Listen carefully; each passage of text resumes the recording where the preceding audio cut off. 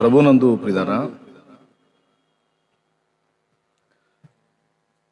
Bible గ్రంథంలో పరమగీతంలో చెప్పబడిన ఈ మాట, నా ప్రియుడు నావాడు, నేను అతని దానను అనే ఈ ఒక్క మాటను గురించి మనం కొద్దిగా ధ్యానిస్తే, ప్రభువు నావాడు, నా ప్రియుడు, నా ప్రియుడు నావాడు అనే ఈ ఒక్క పదం మీద ఎన్నో వందలాది పాటలు వచ్చినాయి. నా ప్రియుడు నా ప్రియ యేసున ఓ పాట ఉంది. నా ప్రియుడు నా ప్రియ యేసున ప్రియ యేసు, నా వరుడు పెండ్లి కుమారుడు, మనోళ్ళు పాడుతుంటారు ఆడవాళ్ళు. నా ప్రియుడు, అవునా, నా ప్రియ యేసు, నా వరుడు, నా వాడు, నా పెండ్లి కుమారుడు అని పాడారు. నేను కూడా నా ప్రియుడు నజరేయుడు, నా దేవుడు ఉన్నవాడు అని, నా ప్రియుడు నా దేవుడు నా వాడు అని నేను కూడా పాడాను. ఇంకా ఓల్డ్ పాత భక్తి చేసిన పాత భక్తుల తరంలోకి వెళితే, నాయన్న నాయన్న, నా ప్రభువా, నా ప్రియుడా, దేవకుమారా, దీనోపకారా, నా వంక దయ చూడ నాయన్నరారా, దేవకుమారా, దీనోపకారా, నా వంక దయ చూడ నాయన్నరారా, నాయన్న రా. ఇంకా ఇంకా కొంచెం ఒక అడుగు ఇంకా ముందుకెళ్తే, నన్ను గన్నయ్య రావే నా యేసు, నా యేసు, నన్ను గన్నయ్య రావే నా ప్రభువా, నా ప్రభువా, నా యేసు. దాదాపు భక్తులు పాడిన పాటల్లో రచయితలుగా ఉన్న భక్తులు ఎవరైనా పాడినటువంటి పాటల్లో ఖచ్చితంగా ఎక్కడో చోట ఏదో ఒక పాటలో వాళ్ళు దేవుణ్ణి అలా అభివర్ణించుకున్నారు. ఆయన నా వాడు, నా సొంతం అన్నట్లు. నేను కూడా ఇందాక పాడిన పాటలు అదేను, అవునా, అడుగు జారని అనుభవమా, ఓటమి ఎరుగని జయధ్వజమా, నీవే నా భాగ్యమా, నిశీదిలోన ఉత్తేజమా, నిరాశలోన ఉజ్జీవమా, నీవే నా సొంతమా. అవును, ఈ ఒక్క మాట మీద వందల కొద్ది పాటలు ఉన్నాయి. వందలు, వేలంటేనే బాగుంటుంది, వేల కొద్ది పాటలు ఉన్నాయి. ఇలా అనటం తప్పేమన్నా అవుతుందా? తప్పేం కాదు.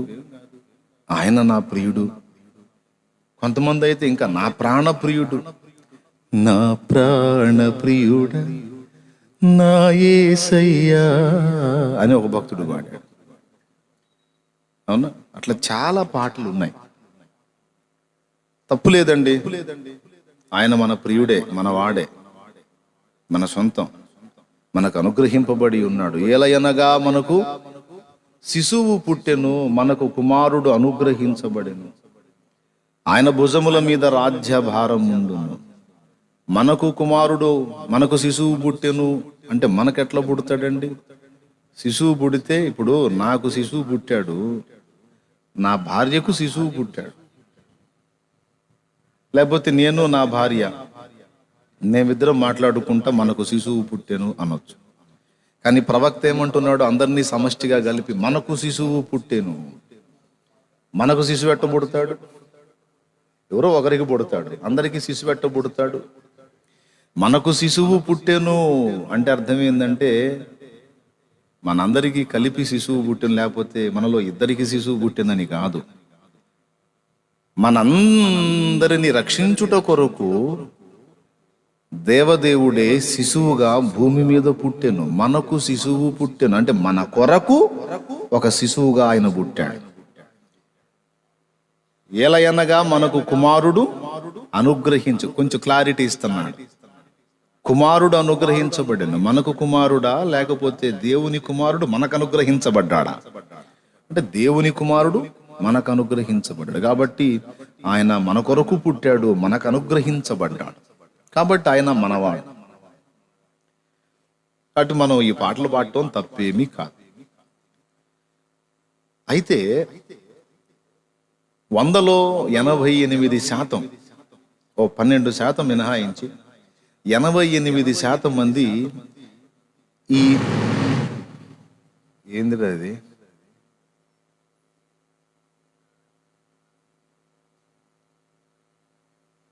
మళ్ళీ ఏమన్నా వచ్చిద్దా సౌండ్?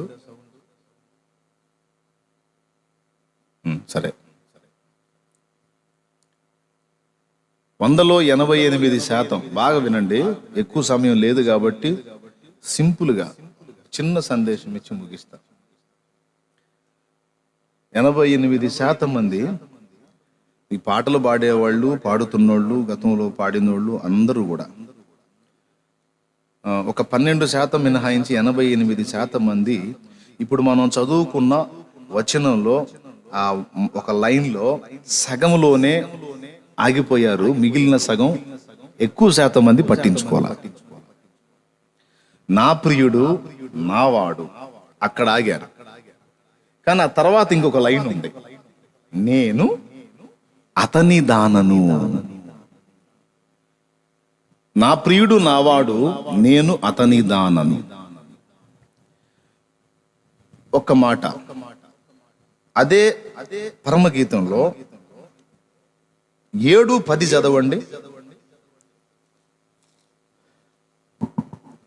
నేను నా ప్రియుని దానను. అదుగదుగో నంబర్ 1, నేను నా ప్రియుని దానను, అతడు నాయందు ఆశాబద్ధుడు.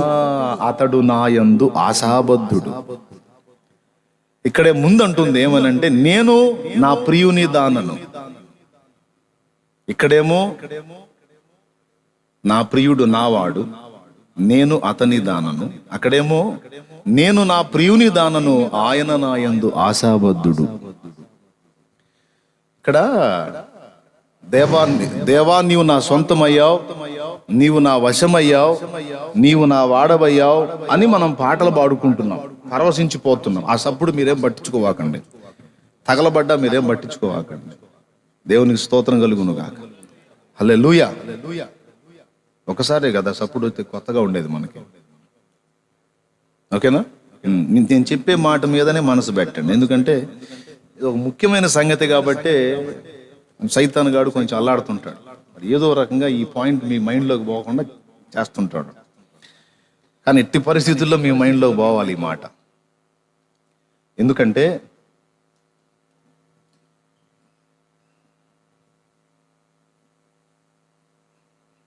మళ్ళీ వచ్చిద్దారా?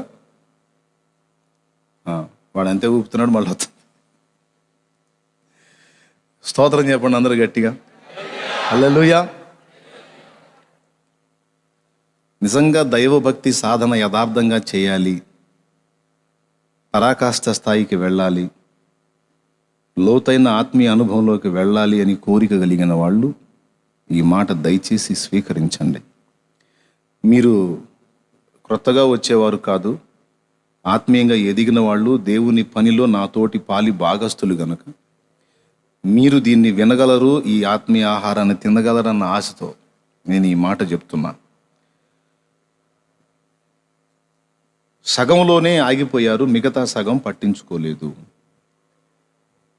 నా ప్రియుడు నావాడు, నేను అతని దానను. నా ప్రియుడు నావాడు అన్న కాడే పాటలు పాడుకున్నాం, కానీ నేను అతని దానను అన్న పాయింట్ని మనం మిస్ అయ్యాం. 88% మంది మిస్ అయ్యారు.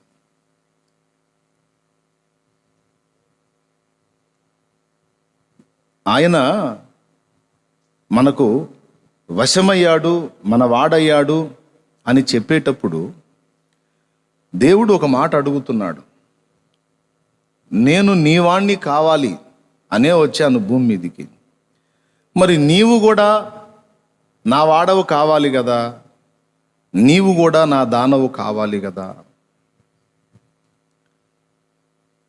నువ్వు అలా అయినప్పుడు నేను నీకు ఎలా అవుతాను, నీవు నాకు అలా కానప్పుడు నేను నీ వాడని ఎలా అవుతాను. ఇక్కడ పరమగీతంలో ఇద్దరు ప్రేయసి ప్రియుడు మాట్లాడుకున్న అనుభవాలు మనకు కనపడతాయి. నిజమే, మనం ఆయనకు నా ప్రియురాలా సుందరవతి అంటాడు, ఆయన్ని మనమేమో నా ప్రియుడా అంటాం. బాగానే ఉంది. ఆయన అడుగుతాడు, నువ్వు పాట అయితే పాడుతున్నావు బాగానే, నా ప్రియుడు, నా వాడు, నా సొంతం, అది ఇదని. మరి నేను నీ సొంతం కావాలంటే నువ్వు నా సొంతం కావాలి కదా. నేను నీ వాడిని కావాలి అంటే మరి నువ్వు నా దానివి కావాలి కదా, నువ్వు నా వాడివి కావాలి కదా అనే ఒక ప్రశ్న పరిశుద్ధాత్మ దేవుడు ఈరోజు మన ముందు ఉంచుతున్నాడు. ఇది నేను ఎలా చెప్తానంటే, మన ఇల్లు ఉంది, ఇంట్లో ఒక గది ఉంది, గదిలో ఒక అందమైన పావురం ఉంది, అందమైన పావురం ఉంది. దానికి స్వేచ్ఛ ఉంది, గదిలో ఏ మూలకైనా అది వెళ్ళొచ్చు, లేదా మన భుజం మీదనే అది కూర్చొని చక్కగా ఆనందించవచ్చు. దానికి స్వేచ్ఛ ఇవ్వబడింది, దాన్ని ఏం పంజరంలో బంధించలేదు, గదిలో ఫ్రీగా వదిలాం. కానీ పావురాన్ని పట్టుకోబోతే చిక్కట్ల, దాన్ని పట్టుకోబోతే ఆ మూలకు పరిగెత్తుతుంది, అక్కడ పోయి పట్టుకుందామంటే ఈ మూలకు పరిగెత్తుతుంది, ఇక్కడ పోయి చిక్కించుకుందామంటే ఈ మూలకు పరిగెత్తుతుంది. అది ఎటుపోయి పట్టుకుందామన్నా నలుగు దిశలా పరిగెత్తుతుంది, కానీ అది మనకు చిక్కట్లా. చిక్కకుండా ఉన్నప్పుడు ఎంతసేపు దాన్ని వెంటబడతావు చెప్పు? ఊరక నీ అంచనా చెప్పు, ఎంతసేపు దాన్ని వెంటబడతావు? దానికి నువ్వు వశమవుతావా? దాన్ని నీ చేతులతో స్పర్శించగలుగుతావా? దాన్ని ముద్దు పెట్టుకోగలుగుతావా? తీసుకుని తెల్ల పావురం బాగుంది, ముచ్చటగా ఉంది, ముద్దాడాలనిపిస్తుంది, అంత స్వచ్ఛమైన తెలుపు, చక్కని కళ్ళు, చక్కని ముక్కు, చాలా అందంగా ఉంది, గదిలో ఉంది. కానీ నువ్వు పట్టుకుందామంటే చిక్కట్లా. ఇప్పుడు దానికి నువ్వు వశం అవుతావా? ఎంతసేపు వెంటబడతావు? కనీసం మహా తిప్పలు పడితే 10 సార్లు ప్రయత్నిస్తావు దాన్ని ఎట్లనన్నా పట్టుకుందామని. ఏదో పిచ్చిది పరిగెత్తుతుంది, అందిపుచ్చుకుందామని, దాన్ని ఎట్లనన్నా కానీ చేజిక్కించుకుందామని తిప్పలు పడతావు. 4-5 సార్లు ప్రయత్నిస్తావు, 10 సార్లు ప్రయత్నిస్తావు, ఇంకా బాగా ఆసక్తి ఉంటే 20 సార్లు ప్రయత్నిస్తావు, అయినా చిక్కట్లా. అటుపోతే ఇటు పరిగెత్తు, ఇటు పోతే అటు పరిగెత్తు. ఇప్పుడు ఏం చేస్తావు? చివరికి ఏపో అని దాన్ని వదిలేస్తావు. పట్టించుకో, ఇక నీ పని ఏందో నువ్వు చూసుకుంటావు. అంతేనా? లేకపోతే ఇంకా పరిగెత్తుతా పట్టుకోవడానికి ప్రయత్నిస్తానే ఉంటావా? ఒక్క మాట మీరు నాకు చెబితే నేను చెబుతా. పట్టుకోవడానికి ప్రయత్నిస్తానే ఉంటారా? హెపో అని వదిలేస్తారా? పిల్లలే పట్టించుకోరు. పిల్లలకు వాస్తవంగా పక్షులంటే చాలా ఇష్టం. వాడు ఒక పట్టాను వదిలిపెట్టడు, అయినా అలాంటోడు సైతం అది ఎంతకి చిక్కకపోతే దాన్ని ఏం చేస్తాడు? చిన్నపిల్లలు మన దగ్గర వస్తువు చూసి వస్తారు, దాన్ని అందుకోబోతారు, మనం పక్కకు పెడతాం, మళ్ళీ అందుకోబోతారు, మళ్ళీ పక్కకు పెడతాం. వాడు అట్లాగా కనీసం 10-20 సార్లు ప్రయత్నిస్తాడు. ఎంతగా చిక్కలేదనుకో వాడు ప్రయత్నం ఆపేసి వాళ్ళ అమ్మకి వెళ్ళి తిరిగి ఏడుస్తాడు. ఏంట్రా ఏడుస్తున్నావంటే, వీడు నన్ను ఏడిపిస్తున్నాడు అమ్మా, వీడు నాకు ఆ వస్తువు ఇవ్వట్లేదు, నాకు ఇష్టమైంది అది అని అమాయకంగా వాళ్ళ అమ్మకెళ్ళి చూసి ఏడుస్తాడు. అవునా?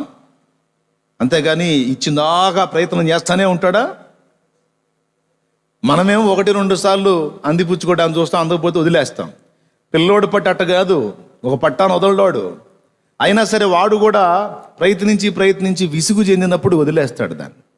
తర్వాత మనం ఇవ్వబోయినా సరే 2-3 సార్లు ట్రై చేస్తాడు, 10 సార్లు ట్రై చేస్తాడు. తర్వాత మళ్ళీ వాడు ముందుకు పెట్టినా సరే వాడు పట్టించుకోడు. హెపో. ఈ అనుభవం మీకుందా? పిల్లల్ని అట్లా ఆడించిన అనుభవం మీకుందా? ఎంతమందికి ఉంది? ఉంటే చేతులు ఎత్తండి. నాకుందన్న, అట్లా నేను ఆడించాను చాలాసార్లు. 1 సారి, 2 సార్లు, 3 సార్లు, 10 సార్లు వాడు అందుకోవడానికి ట్రై చేస్తాడు. నువ్వేమో అందినట్టు అందించి మళ్ళీ పక్కకి తీసుకెళ్తావు కదా. అట్లా ఒక 20 సార్లు ట్రై చేసినాక తర్వాత వాడి దగ్గరకు తీసుకొచ్చి పెట్టిన పట్టించుకుంటాడా? హెపో. ఇవ్వవు, పాడలేదు నువ్వు ఊరక, అవునా అని వాడు వదిలేస్తాడు. ఆ ప్రయత్నం మారుకుంటాడు తప్పించి మళ్ళా ప్రయత్నం చెయ్యడు. ఇప్పుడు మనల్ని పావురంతో పోల్చుకుందాం. గదిలో పావురం మనమే. యజమానుడు మనకు గింజలు పెట్టేవాడు, మనల్ని సృష్టించినవాడు, పుట్టించినవాడు, మనకి ఈక తోక అన్నీ పెట్టినవాడు. అందిపుచ్చుకోవడానికి మనకు స్వేచ్ఛనిచ్చి కొంచెం అందమ్మా అని దాన్ని పిలుస్తూ ఉంటే ఈ పావురం గదిలో ఆ మూలకి ఈ మూలకి పరిగెత్తుతుంది. పాట ఏం పాడుతుందో తెలుసా? నా ప్రియుడు నా ప్రియ యేసు అని పాడుతుంది. అందట్లేదు, అందిపుచ్చుకుందామంటే అందట్లేదు. పాట మాత్రం నా ప్రియుడు నజరేయుడు అని పాడుతుంది. ఇప్పుడు దాన్ని ఏమందాం? అది పిచ్చిదా మంచిదా? అది తెలివైందా తెలివి తక్కువదా? వాస్తవానికి ఆయన చేతి స్పర్శ ఇంకా పొందలా, ఆయన ముద్దులు ఇంకా స్వతంత్రించుకోలా. అందట్లా ఆయనకి, కానీ పాట మాత్రం దంచి దంచి పాడుతుంది. పావురము యజమానుడికి అందకుండా నలుదిశలా పరిగెత్తుతూ ఈ పాట పాడితే దానంత వెర్రిది ఇంకొకటి ఉందా? పావురం అంటే పోల్చి చెబుతున్నా. ఇప్పుడు నీకు అన్వయించుకో ఈ ఒక్క మాట తమ్ముడా, నీకు అన్వయించుకో. అదే పావురం యజమానుడు ఆ మూలకి ఈ మూలకి వెంటబడే పరిస్థితి లేకుండా, యజమానుడు అందుబాటులోకి రాగానే, గదిలోకి రాగానే చక్కగా వచ్చి భుజాల మీద వాలిందనుకో, ఇంకేం జరిగిద్దో ఊహించండి మీరు. చక్కగా వచ్చి ఆయన భుజం మీద వాలిందనుకో, ఫస్ట్దేమో నలుదిశలా పరిగెత్తింది, 4-5 సార్లు ట్రై చేశాడు, చిక్కలేదు, వదిలేసి తన పని తను చూసుకుంటాడు, కానీ దాని గురించి ఆలోచించడు, దానికి వశంగాడు. అవుతాడా? పట్టించుకుంటాడా? అది ఎన్నిసార్లు ఎగిరినా సరే హ్యాపో అని చెప్పి తన పని తను చూసుకుంటాడు, కానీ దాని గురించి పట్టించుకోవటమే మానేస్తాడు.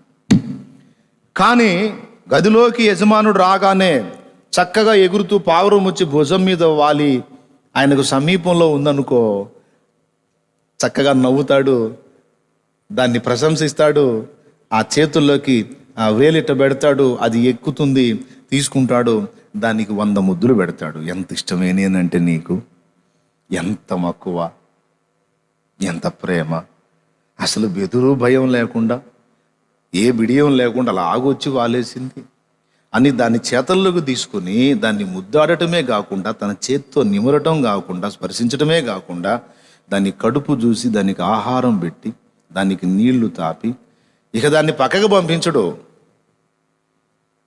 ఇక దానికి పిల్లుల భయం లేదు. ఎందుకంటే ఎక్కడుంది? యజమానుడి భుజం మీద ఉంది. శత్రు భయం లేదు, కాపాడుకుంటాడు. ఆకలి బాధ లేదు, కడుపు నింపుతాడు. ఆదరణ కరువైందేమీ లేదు, చేతి స్పర్శతో దాన్ని స్పర్శిస్తాడు. ప్రేమ కరువైంది లేదు, 100 ముద్దులు దానికి. చాలా పావురాళ్ళండి ఆ మూలకి ఈ మూలకి ఎగురుతాయి, పాటేమో నా ప్రియుడు నా యేసు అని పాడుతున్నాయి. అర్థమైందా? చాలా పావురాళ్ళు అంటే మనమే. దేవుడు ఏమంటున్నాడంటే, నువ్వు భ్రమపడుతున్నావు నాయనా, నా వశం అయిపోయావని. నేను నీ వశం కావాలి అంటే నీవు నా వశం కావాలి. అక్కడ ఒక ముక్కే పట్టుకున్నావురా నాయన, నువ్వు ఇంకొక ముక్క కూడా చదువు అంటాడు. నా ప్రియుడు నావాడు అని ఆమె అనగలిగింది అంటే, ఏ అనుభవాన్ని బట్టి ఆమె అనగలిగింది అంటే, నేను అతని దానను అని ఆమె గ్రహించింది కనుక ఆ ముందు మాట అనగలిగింది. నేను అతని దానన అయిపోయాను, ఆయన నా వాడయ్యాడు. స్తోత్రం, గట్టిగా చెప్పండి. ప్రభువు నాకు వశమైపోయాడు, ప్రభువు నాకు వశుడైపోయాడు, నా యందు ఆశాబద్ధుడు అని నువ్వు అనాలి అంటే నేను ఆయన దానను అని నీవు గుర్తుపట్టాలి. యెహెజ్కేలు గ్రంథము 37వ అధ్యాయము 1వ వచనం మీరు కానీ చూడగలిగితే ఒక్కసారి చూడండి ఆ మాట. యెహెజ్కేలు గ్రంథము 37వ అధ్యాయము 1వ వచనం నుంచి త్వరగా చదువు, టైం లేదు. యెహోవా హస్తము నా మీదికి వచ్చెను, నేను ఆత్మవశుడనై ఉండగా. అయిపోయింది. యెహోవా హస్తము నా మీదికి వచ్చెను, నేను ఆయనకు వశుడనైపోయాను. దేవభక్తి సాధన చేయగోరేటువంటి భక్తులందరికీ కూడా ఖచ్చితంగా అభ్యాసం కావాల్సిన అనుభవం ఇది. దైవ సేవ చేసేవాడికి కానీ, చేయాలనుకునేవానికి కానీ, దేవునిలో బాగా ఎదగాలి, పరిపూర్ణత సాధించాలని ఆశ కలిగిన వారికి కానీ ఇదిగో ఈ పాయింట్ ఖచ్చితంగా గ్రహింపు ఉండాలి. ఎప్పటికప్పుడు విశ్లేషించుకోవాలి, విమర్శించుకోవాలి, పరీక్షించుకోవాలి. నా ప్రియుడు నావాడు, నేను అతని దానను. నీ ప్రియుడు నీ వాడు ఎప్పుడవుతాడంటే నువ్వు ఆయన వశమైనప్పుడు. పౌలు మహనీయుడు అనేక పర్యాయాలు చెప్పాడు, మీరు విలువ పెట్టి కొనబడిన వారు కనుక మీరు మీ సొత్తు కారు, మీరు ఖాళీ అయిపోయి సంపూర్ణముగా ఆయనకు లోబడిపోండి, ఆయన వశమైపోండి. మలాకీ గ్రంథంలో దేవుడు అడుగుతున్నాడు. మలాకీ గ్రంథము 1వ అధ్యాయం ఒకసారి తీయండి. మత్తయి సువార్తకు ముందు ఉంటుంది. పాత నిబంధన గ్రంథపు చివరి పుస్తకం. దేవునికి స్తోత్రం కలుగును గాక. 6వ వచనం చూడండి, 1:6. కుమారుడు తన తండ్రిని గనపరుచును గదా, దాసుడు తన యజమానుని గనపరుచును గదా. నా నామమును నిర్లక్ష్యపెట్టు యాజకులారా, నేను తండ్రినైతే నాకు రావలసిన ఘనత ఏమాయను? నేను యజమానుడనైతే నాకు భయపడువాడు ఎక్కడ ఉన్నాడు అని సైన్యములకు అధిపతియగు యెహోవా మిమ్మును అడుగగా. చాలు. తండ్రి అని మీరు పిలుస్తారు, మరి నేను తండ్రినని మీరు అంగీకరించినట్లయితే మరి నాకు రావలసిన ఘనత ఏది మీ ద్వారా?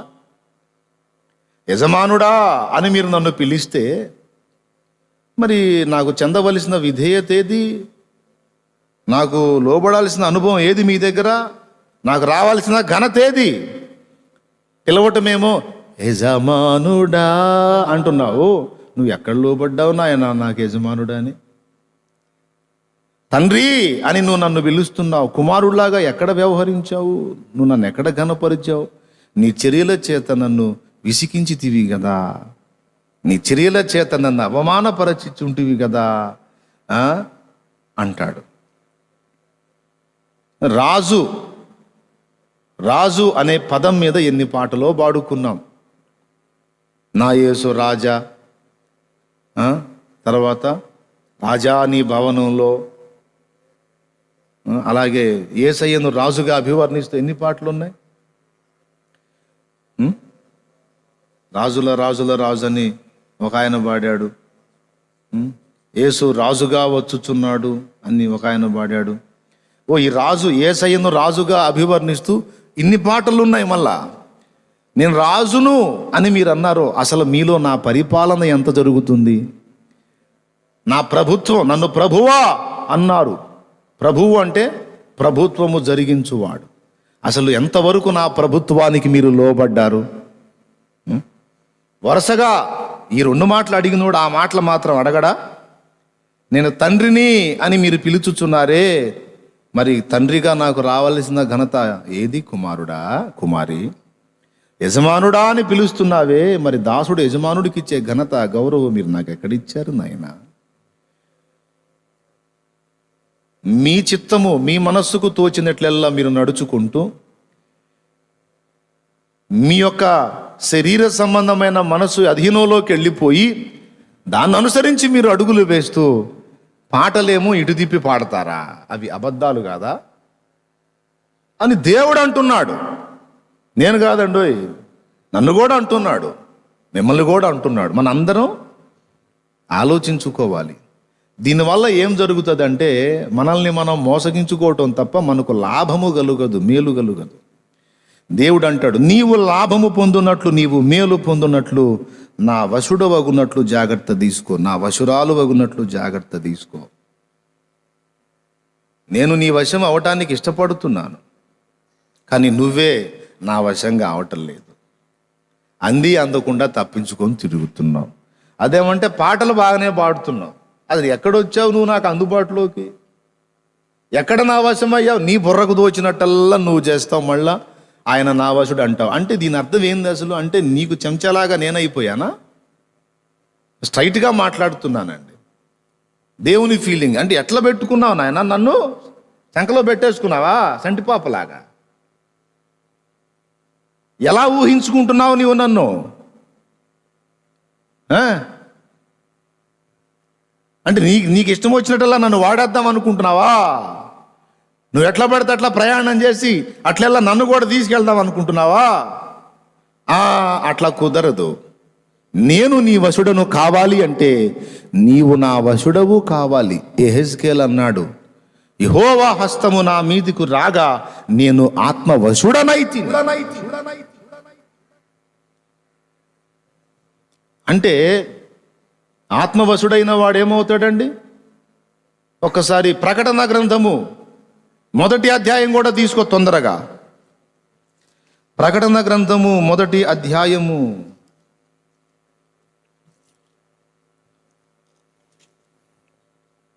9వ వచనం నుంచి, లేకపోతే 10వ వచనం నుంచి చూడు. ప్రభు దినమందు ఆత్మవశుడనై ఉండగా, అద్దుగో ప్రభువు దినమందు ఆత్మవశుడనై ఉండగా. రౌండ్ చేయాలా మాట? స్తోత్రం చెప్పండి అందరు గట్టిగా. హల్లెలూయా. యెహెజ్కేలు ఆత్మవశుడైనందున ఇశ్రాయేలుకు దేవుడు ఎట్టి కార్యం చేయబోతున్నాడో చూపించాడు. ఆత్మవశునిగా వించి యెహెజ్కేలును తీసుకెళ్ళి ఎముకలు గల ఒక లోయలో దింపి అటూ ఇటూ తిప్పి తన చిత్తం ఏమిటో తన జనాంగం పట్ల దేవుడు వ్యక్తపరిచాడు అక్కడ. ఇక్కడ ఆత్మవశుడై ఉన్నటువంటి యోహానును పరలోకానికి తీసుకెళ్ళి ఇక మీదట జరగబోవు సంగతులన్నీ నీకు చూపిస్తానని దేవుడు భవిష్యత్తు సంభవాలన్నీ కూడా ఆ మహానుభావుడికి చూపిస్తే, ఆ ఆత్మవశునికి చూపిస్తే, ఆయన దాన్ని మనకు అందిస్తే ఈరోజు మనకు భవిష్యత్తుకు దిక్సూచి అదే. కోట్ల కోట్ల కోట్ల ప్రజలందరికీ కూడా దిక్సూచి ఏంటండి? భవిష్యత్ ఏం జరగబోతుందో మనకు ఎవరు చెప్పారు? క్లియర్గా యోహాను ఎలా చెప్పాడు? ఆత్మకు వశుడైనందున, దేవునికి వశుడైనందున, దేవుని వశానికి తన్ను తాను అప్పగించుకున్నందున తీసుకెళ్ళి తనేమేం చేయాలనుకున్నాడో, ఏం జరగబోతుందో మొత్తం చూపించి మరీ చెప్పాడండి. దేవునికి స్తోత్రం కలుగును గాక. అరే ఎన్నిసార్లు బ్రతిమలాడతాడో దేవుడు మనల్ని. నీవు నా ప్రియురాలవు, నిష్కళంకురాలవు, నా పావురమా, బండ సందులలో ఎగురు నా పావురమా. అక్కడే ఉంటుందండి పరమగీతంలో. పేటు బీటలను ఆశ్రయించు నా పావురమా, నీ స్వరము మధురము, నీ ముఖము మనోహరము, నీ స్వరము నాకు వినబడనిమ్ము, నీ ముఖము నాకు కనబడనిమ్ము, నా సమీపంలోకి రా, నా వశంలోకి రా, నేను నీకు వశుడనవుతాను. అప్పుడు మనిద్దరం కలిసి ప్రయాణం చేయొచ్చు. అప్పుడు నాతో నీవు నడవచ్చు. దేవునితో నడచుట అంటే అందులో ఉన్న అనుభవం ఇదే. దేవునితో నడవటం అంటే ఏంటి అసలు? ఏమయ్యా దేవునితో నడవటం అంటే ఏంటి?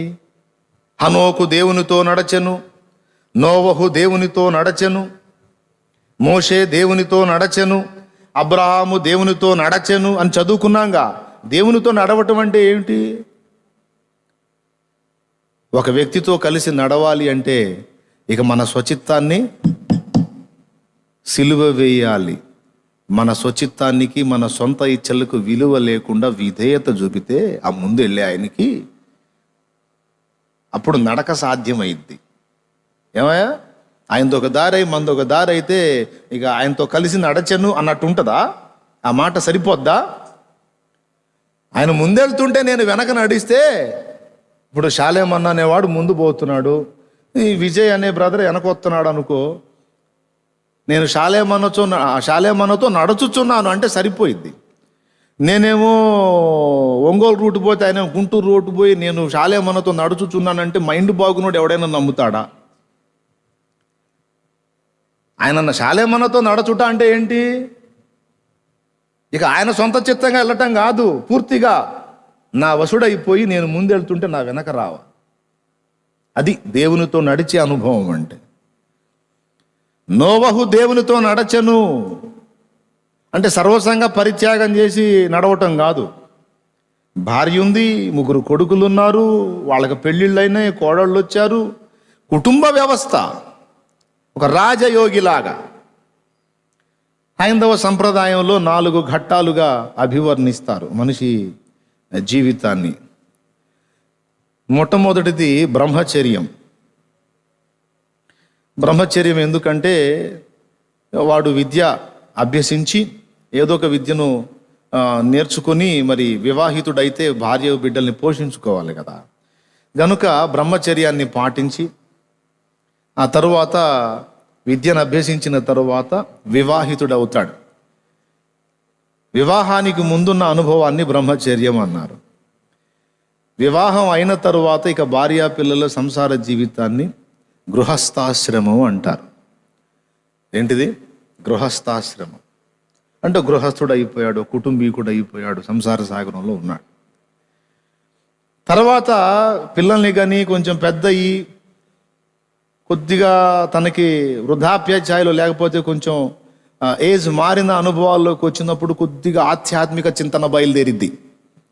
ఆధ్యాత్మిక చింతన బయలుదేరి ఈ సంసార సాగరం మీద ఒక చిన్న వెగటు స్టార్ట్ అయ్యిద్ది.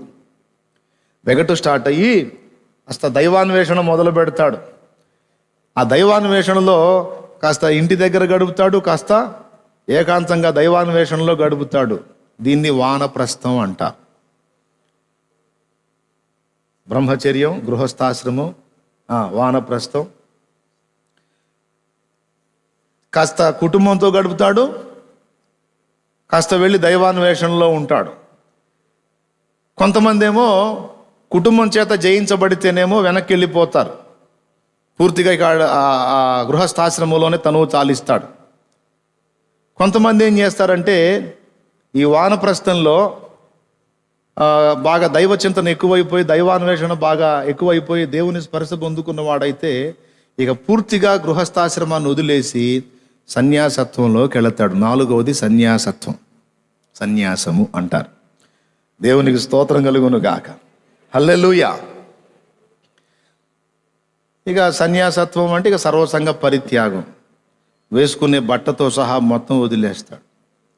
ఇక ఇల్లు, భార్య, పిల్లలు, సంసార సాగరం, ఇక మనుషుల పొగడ్తలు, ఘనతలు, హెచ్చింపులు, సంపాదన, అది ఇది ఏమీ పట్టించుకోడు. నేను దేవుడు అంతే అన్న అనుభవంలోకి వెళ్ళిపోతాడు. అయితే బైబిల్ మనకి ఏం నేర్పుతుందంటే 2 చెబుతుంది మనకి. స్తోత్రం చెప్పండి మీరు అందరూ కలిసి ఒకసారి. ఏం చెబుతుంది? 2 చెబుతుంది. ఏం చెబుతుందంటే కుటుంబ జీవనాన్ని సాగించుకుంటూ కూడా దేవునితో నడిచే అవకాశం ఉంది అని బైబిల్ నేర్పుతుంది. సంసార సాగరాన్ని పూర్తిగా పక్కన పెట్టాల్సిన అవసరం లేదు. కుటుంబ బాధ్యతలు నెరవేరుస్తూ, ఇంటి వారిని సంరక్షిస్తూ, ఇంటి వారి బాధ్యతలు నెరవేరుస్తూ కూడా దేవునితో నడవచ్చు అనే పాఠాన్ని బైబిల్ నేర్పుతుంది. ఆదికాండం మీరు ఒక్కసారి కానీ తీసుకోగలిగితే, త్వరగా తిప్పేయండి, టైం లేదు. ఇప్పుడు దావీదు జీవితం మనం చూసుకున్నాం. దావీదు కూడా దీర్ఘదర్శి, ప్రవక్త. ఒకసారి ఆదికాండం 5వ అధ్యాయం 21వ వచనం నుంచి చదువు.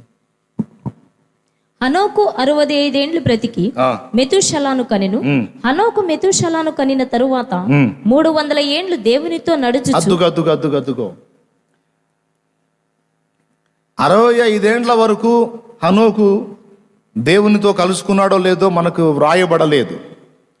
స్పష్టంగా ఏమర్థమవుతుందంటే 65 సంవత్సరాల ప్రాయం వచ్చేంత వరకు కూడా హనోకు దేవునితో నడిచినట్టు మనకు కనబడదు.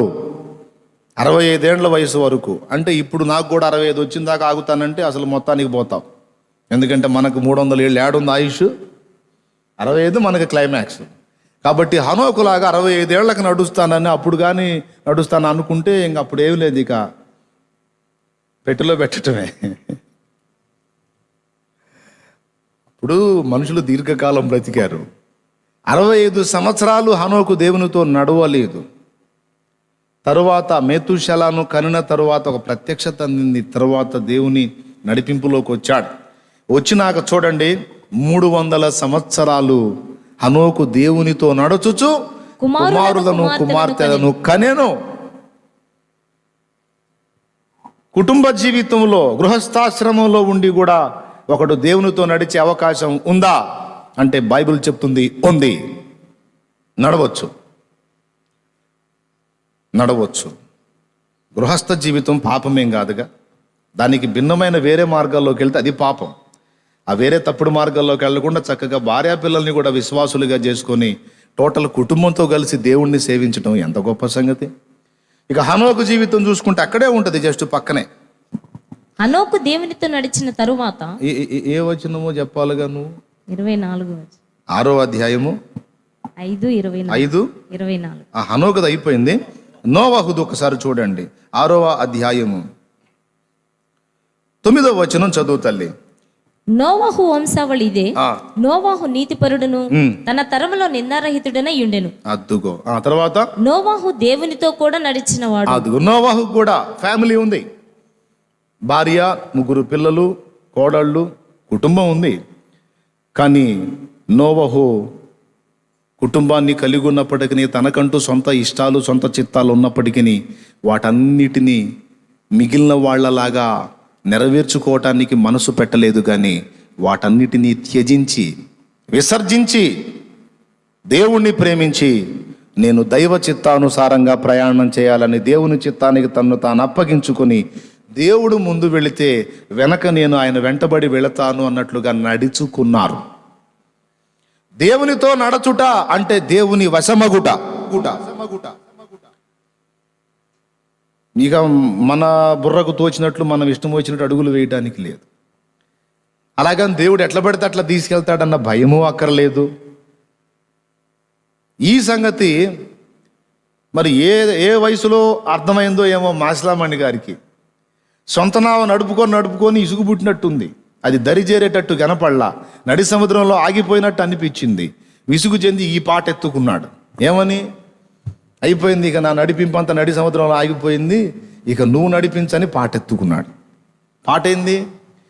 నడిపించు నావా నడి సంద్రమున దేవా నవ జీవన మార్గమున నా జన్మ తరింప నడిపించు నావా నడి సంద్రమున దేవా నవ జీవన మార్గమున నా జన్మ తరింప నడిపించు నావా. అడ్రస్ ఏంది? నడి సముద్రం అని చెబుతాడు. ఓ దరి నుంచి కదా నావ బయలుదేరాలి. మరి అడ్రస్ ఏంది? నడి సముద్రంలో నుంచి నడిపించమంటాడు. ఏంది అంటే సొంతంగా ఓ దరి నుంచి నడిపించాడు. ఏడదాకా నడిపించాడు? నడి సముద్రంలో. దరినన్నా ఉంటే సింపుల్గా ఒడ్డుకు చేరొచ్చు. ఈ ఎటు పక్క చూసినా ఎటు దరి చేరకుండా మధ్యలో ఇరుక్కుపోయాడు. అది ఆయన చెప్తుంది. ఎటు కాకుండా మధ్యలో అయిపోయాను, నన్ను ఒక దరి చేర్చయ్యా. నవ జీవన ఒక నూతన జీవిత విధానంలో, ఒక నూతన జీవంలో నన్ను నడిపించుమని ఆ మహానుభావుడు పాడుకున్నాడు. ఆ పాట మొత్తం ఎన్నిసార్లు చదివినా మస్తు పాఠాలు ఉంటాయి ఆ పాటలో. అవునా? కాబట్టి మనము దేవుణ్ణి నాథా, ప్రియుడా, రాజా, రక్షక, నా యేసు, నా ప్రభువా అని పలికేటప్పుడు ఎప్పుడు మీ గుర్తుపెట్టుకోండి. ఇక ఎప్పుడు ఆ పాట ఎత్తుకున్నా, మాట ఎత్తుకున్నా ఇది గుర్తుకు రావాలి. నేను ఆయనను నా ప్రియుడా అంటున్నాను, నేను ఆయనకు వశమైతినా? పావురం వలె నలుదిశలా పరిగెత్తుతూ ఆయనను విసిగించుచు ఆయనకు అందకుండా నన్ను నేను మోసం చేసుకునే పాటలు పాడుకుంటున్నానా? నో, అట్లా చేయకూడదు. నేను ఆయనకు వశమైపోవాలి. ఆయన మనసు, ఆయన చిత్తము చొప్పున నన్ను నడిపించాలి. ప్రియులారా గమనించండి, ఇది చిటికలో అయ్యేది కాదు. దేవునికి స్తోత్రం కలుగును గాక. ఒక చిటికలో అయ్యేది కాదు. భక్తులందరూ ఎంతో ప్రయాసతో నేర్చుకున్న ఈ అనుభవం తృణప్రాయములో, త్రుటిలో నువ్వు నేర్చుకోగలవా? సాధ్యం కాదు. మరి ఎట్లా అంటే అదే దేవభక్తి సాధన. అంటే దేవభక్తి సాధన, దేవభక్తి విషయంలో నీకు నీవే సాధకము చేసుకో. అంటే అసలు ఏ విషయంలో మనం సాధకం చేయాలంటే మొట్టమొదటిది ఇదే, దేవునితో నడచుట అనే అనుభవాన్ని సాధన చేయాలి. దేవుని వశమగుట అనే అనుభవాన్ని సాధన చేయాలి. భక్త సింగ్ విదేశాల్లో చదువుకొని ఇండియాకు వచ్చాడు. విదేశాల్లో ఉన్నప్పుడు ఆ మహానుభావుడు భక్త సింగ్ అనే మహనీయుడు విదేశాల్లో ఉన్నప్పుడు తండ్రికి లెటర్స్ రాశాడు జీసస్ గురించి, ప్రభువు గురించి. ఏదో ఆ దేశంలోకి వెళ్ళాడు కదా, వాళ్ళ గొడవలో పడ్డాళ్ళ, ఇండియాకి వచ్చినాక మా వాడిని మార్చేస్తాను అనుకున్నాడు తండ్రి. ఇండియాకు వచ్చిన తర్వాత ఇంకా ఇంటికి చేరక మునిపే తండ్రి కొడుకుని అడిగాడు, అబ్బాయి అక్కడెక్కడో ఉన్నప్పుడు వాళ్ళ గొడవ ఏదో రాశావు నాకు ఉత్తరాల్లో, మనం ఏ కమ్యూనిటీ నీకు తెలుసు కదా, మన మతం ఏంటో నీకు తెలుసు కదా, మన మతాచారాలు నీకు తెలుసు కదా, ఇక మన ప్రదేశానికి వెళుతున్నాం కనుక నీ విదేశీ మతాన్ని కూర్చున్న ప్రస్తావన అక్కడికి తీసుకురావద్దన్నాడు. అక్కడ తీసుకొచ్చి నువ్వు అక్కడ మళ్ళీ యేసు ఇది అన్నావంటే కుదరదు, ఇక్కడే ఆలోచించుకో, తేల్చుకో అన్నాడు. అంటే ఏమిటి నాన్న మీరు అనేది అన్నాడు. అంటే అక్కడికి వస్తున్నావు కనుక, మన ఇంటికి వస్తున్నావు కనుక నువ్వు నాకు ఉత్తరాల్లో రాసినటువంటి యేసుక్రీస్తును గూర్చి నువ్వు అక్కడ ప్రస్తావించడానికి వీల్లేదు. యేసు అని ఆయన్ని నేను సేవిస్తానని ఆయనకు భక్తి చేస్తానంటే కుదరదు. నువ్వు వచ్చి మన ఆచారాల్లో మన మతంలోనే నువ్వు ఉండాలి, యేసును వదిలేసేయాలి.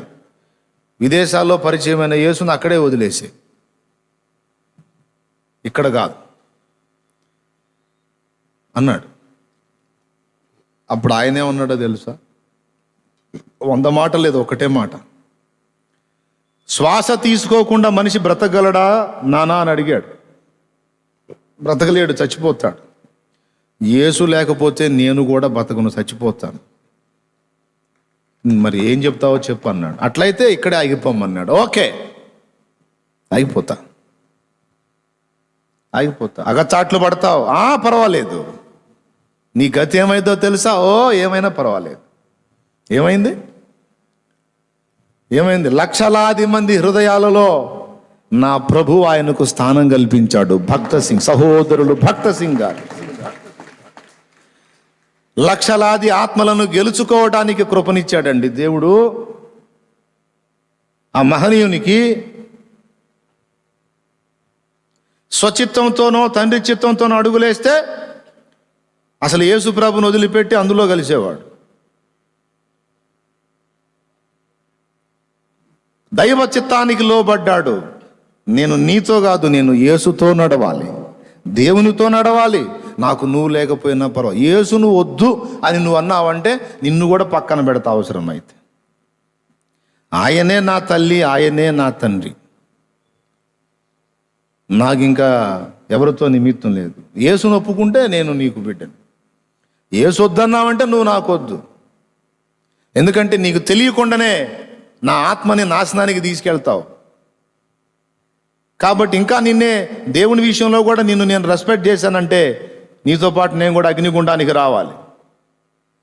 అప్పుడు నువ్వే అంటావు, అదేదో అప్పుడు నువ్వు చెప్పావు కదరా, నువ్వన్నా ఆగావా, పోనీ నేనేదో బుద్ధిహీనున్నయి వద్దన్నాను అనుకో, నువ్వన్నా జాగ్రత్త పడ్డావా, వెరిమొహం వేసుకొని నువ్వు కూడా నన్నే ఫాలో అయ్యావు, ఇద్దరం కలిసి ఇక్కడ తగలబడ్డావంటే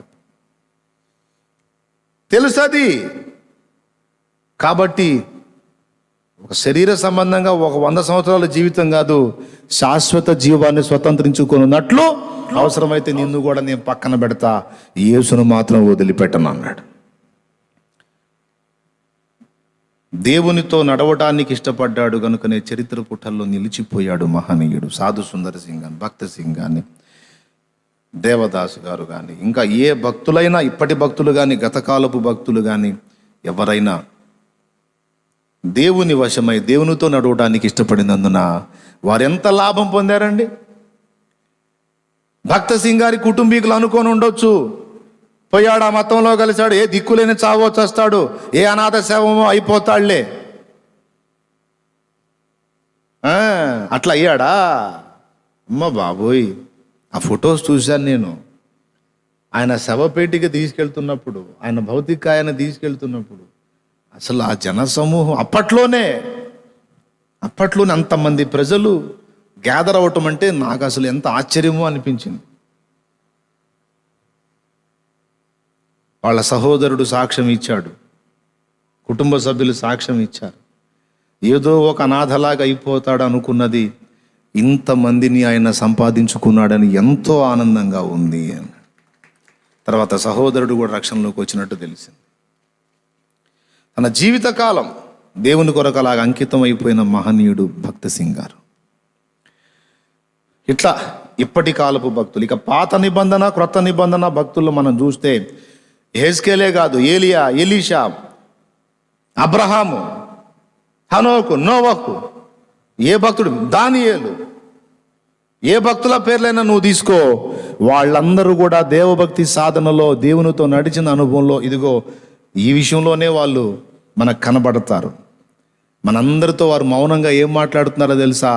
మేము ఎలాగో ఆయనకు వశమైతిమో అలాగా మీ స్వీయ చిత్తంలో, మీ సొంత అహం విషయంలో, మీ సొంత చిత్తం విషయంలో పూర్తిగా మీరు చచ్చిన అనుభవంలోకి వచ్చి మిమ్మల్ని మీరు సజీవ యాగముగా ఆయనకు అప్పగించి చూడండర్రా, అప్పుడు ఉంటది అని మొత్తుకుంటున్నారు వాళ్ళు. ఆయన నిన్నెట్లా నడుపునో అలాగూ నీవు ఆయన వశమునకు అప్పగించు. నువ్వు ఎంతమందికి దీవెన అవుతావో నువ్వే చూస్తావు, నీకెంత లాభమో ఎంత మేలో. ఎంతమందికి అర్థమైందండి? నిజంగా అర్థం అవుతుందా? అర్థం కాకపోయిన చేతులు ఎత్తుతున్నారా? ఏం అర్థమైంది? దేవుని వశమయ్యే అనుభవం. నీకు వశమయ్యాడని కలలకు అంటున్నావు, అసలు నువ్వు వశమయ్యావా? నువ్వు ఎంతవరకు వశమవుతావో అంతవరకే. పెద్దలు అంటారు కదా, మీ ఇంటికి మా ఇల్లు ఎంత దూరం, మా ఇంటికి మీ ఇల్లు అంతే దూరం అని. దూరం ఏం మార్పు ఉంటుంది? మీ ఇంటికి మా ఇల్లు ఎంత దూరమో మా ఇంటికి మీ ఇల్లు అంతే దూరం అన్నట్టు నీవు దేవునికి ఏ కొలతలో అందుతావో ఆ కొలతలోనే ఆయన నీకు అందుతాడు. దేవునికి స్తోత్రం కలుగును కాక. నువ్వు పూర్తిగా ఆయనకు వశమైపోతే అప్పుడు ఆయన నీకు పూర్తిగా వశుడైపోతాడు. అప్పుడు వాడొచ్చు నువ్వు. నా ప్రియుడు నా వాడు ఎలా చెప్పగలవంటే, నేను ఆయన వాడను, నేను ఆయన దానను. ఇక మధ్యలో మాకేమీ లేదు, ఇక మా మీద ఎవరు పెత్తనాలు లేవు, బోడి పెత్తనాలు. నేను ఆయన దానను, ఆయన ఇష్టం వచ్చినట్టు నాకు చేయొచ్చు. రోమాపత్రిక 12వ అధ్యాయం ఇదే మొత్తుకుందాయన. రోమాపత్రిక 12వ అధ్యాయం 1వ వచనం నుంచి చదివితే, నా సహోదరులారా త్వరగా పరిశుద్ధమును దేవునికి అనుకూలమైన సజీవ యాగముగా మీ శరీరములను ఆయనకి సమర్పించుకొనుడని దేవుని వాత్సల్యమును బట్టి మిమ్మల్ని బతిమాలు కొనుచున్నాను. సజీవ యాగముగా మా శరీరము సమర్పించి, సజీవ యాగముగా మా శరీరము సమర్పించి,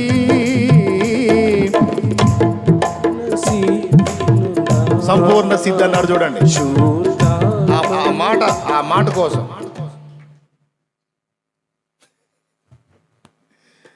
ఎక్కడుంది సంపూర్ణ సిద్ధి? మనల్ని మనం అప్పగించుకొనుటలో ఉంది. అప్పుడు ఎదిగిస్తాడు, అప్పుడు పరిపూర్ణ సిద్ధి లభిస్తుంది నీకు. సజీవ యాగముగా మా శరీరము సమర్పించి, సజీవ మన శరీరము సమర్పించి, సంపూర్ణ సిద్ధి నొందా శుద్ధాత్మను నొసగితివి. సంపూర్ణ సిద్ధి నొందా శుద్ధాత్మను నొసగితివి. స్తోత్రం చెల్లింతుము, స్తుతి స్తోత్రం చెల్లింతుము. యేసునాథుని మేలులు తలంచి, యేసునాథుని మేలులు తలచి స్తోత్రం చెల్లింతుము, స్తుతి స్తోత్రం చెల్లింతుము. దేవునికి మహిమ. భక్తులందరూ వాడుకున్నారు? సజీవ యాగముగా మన శరీరములను ఆయనకు సమర్పించి. 1 కొరింథీ పత్రిక 6వ అధ్యాయం 19వ వచనం. తొందరగా, టైం లేదు, అయిపోయింది ఇక. మీ దేహము దేవుని వల్ల మీకు అనుగ్రహింపబడి మీలోనున్న పరిశుద్ధాత్మకు ఆలయమై ఉన్నదని మీరు ఎరుగరా? మీరు మీ సొత్తు కారు, విలువ పెట్టి కొనబడిన వారు గనుక మీ దేహముతో దేవుని మహిమపరచుడి. మనకు గుర్తుంటుందా ముక్క? ఆ మాట మనకు గుర్తుంటుందా అండి? ఇప్పుడు గుర్తుంటుందండి, సన్నిధిలో ఉన్నాం కాబట్టి. ఇంటికాడ గుర్తుంటుందా? మీరు మీ సొత్తు కారు. ఒకప్పుడు మీరు మీ సొత్తులాగా బతికారు. మీకు మీరే రాజులు, మీకు మీరే ప్రభువులు, మీ సొంత గవర్నమెంటే నడిచింది మీ జీవితంలో. అయితే ఎప్పుడైతే క్రీస్తునందు విశ్వాసం ఉంచి ఆయన రక్తమును ఆశ్రయించారో, అయ్యా నా రక్షకుడు ఆయన పాదాలు పట్టుకున్నారో, ఆయన రక్తమును క్రయధనముగా చెల్లించి పాపము నుండి, సాతాను నుండి, శాపము నుండి నిన్ను విమోచించాడు. క్రయధనం కట్టేసి నిన్ను బయటికి తెచ్చి స్వతంత్రుణ్ణి చేసి అంటున్నాడు, ఇదిగో స్వచ్ఛందంగా నీవు నాకు అప్పగించుకో, నిన్ను నీవు నాకు అప్పగించుకో. దేవునికి గట్టిగా స్తోత్రం చెబుదాం ఒకసారి. చాలా వచనాలు ఇదే సాక్ష్యం ఇస్తాయి బైబిల్లో. ఇప్పుడు మనం ఇంతకీ ఎవరికి వశానికి అప్పగింపబడాలి? ఇప్పుడు మనల్ని వశపరుచుకోవటానికి పాపం పెనుగులాడుతున్నాయని ఎవరు? పరిశుద్ధాత్మ. నేను ఆత్మవశుడనైతిని. సమరయలో చక్కగా పరిచర్య జరుగుతుంది. సమరయలో చక్కగా పరిచర్య జరుగుతుంది. అనేక మంది రక్షించబడుతున్నారు. గొప్ప ఉజ్జీవం వచ్చింది. కానీ దేవుని ఆత్మ అంటాడు ఫిలిప్పుతో, ఫిలిప్పు నువ్వులే ఎక్కడి నుంచి బయలుదేరంటాడు. ఎక్కడికి ప్రభువా? అరణ్య మార్గంలోనూ ప్రయాణం చేయంటాడు. ఎక్కడికయ్యా? యెరూషలేము నుండి గాజాకు వెళ్ళే మార్గాన్ని కలుసుకో అంటాడు. ప్రభువా ఇక్కడ మంచిగా పరిచర్య జరుగుతుందయ్యా, ఇక్కడ చాలా ఆత్మలు రక్షించబడుతున్నాయి ప్రభువా, అక్కడికి ఎందుకు ప్రభువా? ఇక్కడ చాలా మంది నాకు భజన బృందం తయారయ్యారు ప్రభువా, చాలా మంది భజన బృందం తయారయ్యారు ప్రభువా, మంచిగా నాకు ఇక్కడ ఘనత వస్తుంది ప్రభువా, గుర్తింపు వచ్చింది ప్రభువా, ఇప్పుడు ఎందుకు ప్రభువా అక్కడికి, ఆ ఎడారిలోకి అన్నాడా? ఆత్మవశుడు పో, నువ్వు అక్కడికి పో. అక్కడ చూడండి దేవుని ఆత్మ నడిపింపు. దేవుడు ఒక్కోసారి 100 మంది కోసం కాదు, ఒక్కడి కోసమైనా నిన్ను పంపిస్తాడు.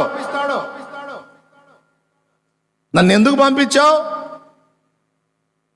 ఒక దైవజనుడు అడుగుతాడు, ఇక్కడ ఒక్కడే వస్తున్నాడు, ఒక్కడే రక్షించబడ్డాడు, ఎందుకు పంపించావు?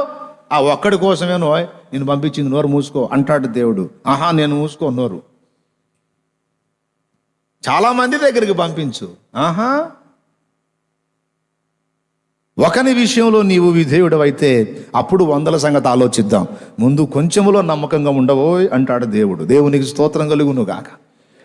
హల్లెలూయా.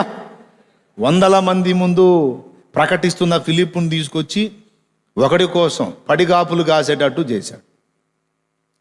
అక్కడేమో ఫిలిప్పు కోసం అందరూ పడిగాపులు కాస్తారు, ఫిలిప్పు కోసం అందరూ వెంపర్లాడతారు. ఫిలిప్పు కనపడితేనే యేసుప్రభు కనపడ్డట్టు అక్కడ ఫీలింగు, భజన.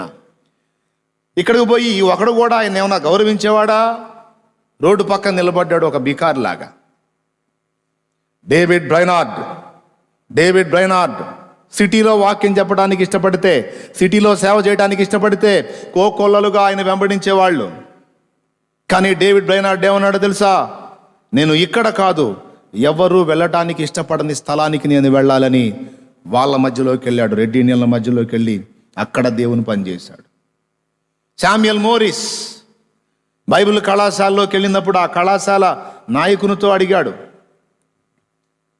నీకు ఏ గది, ఎక్కడ గది చూపించమంటావు అంటే, ఎవరు వాడుకోని గది ఏదన్నా ఉంటే అది నాకు ఇవ్వండి అన్నాడు.